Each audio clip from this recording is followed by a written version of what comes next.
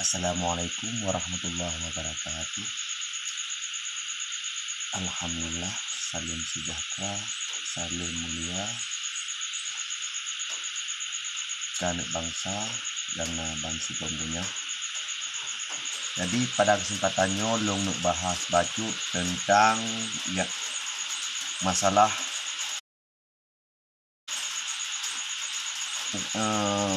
kanun larangan merokok yang juga di DPR Aceh untuk larangan merokok di tempat-tempat tertentu mungkin. Cuma menurut long pandangan long tanggal lomna oronyo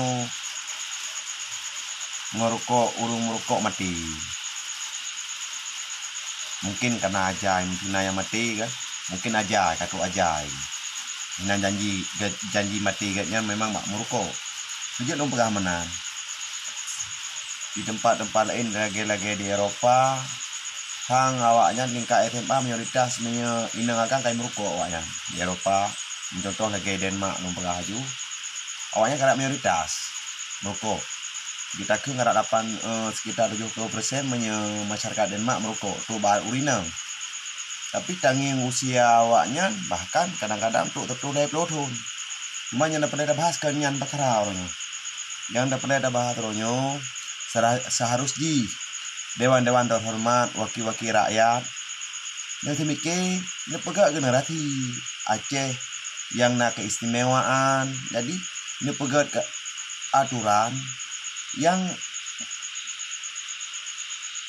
bermanfaat untuk generasi. Contoh long pegak seharusnya pegak kanun tentang mesti anak-anak muda di Aceh yang mantan di bawah umur ke 17 tahun yuk menteri lagi habanyan atau 16 tahun 15 tahun yuk menyemui dan lebih daripada 40 atau 40 malam drop di hukuman bikin jera yang cocok nak kanunkan karena untuk pegak generasi yang karena pegak kanun contoh larangan merokok merokok pada depannya denda 500.000 penjara euro ya nak kiban cerah nanti mikir wahai bapak dewan terhormat tujuannya tujuan cok peng tujuan cara pubeh peng.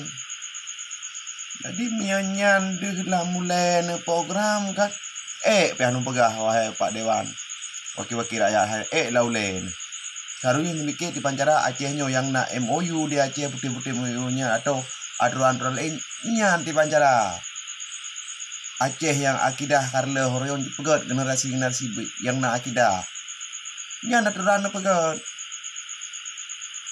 baik aturan kibar dah tu kejut hotel dah baca mbak Mendi kayak mah memang kata mungkin kata Pak Tha lumpuh kata karena hana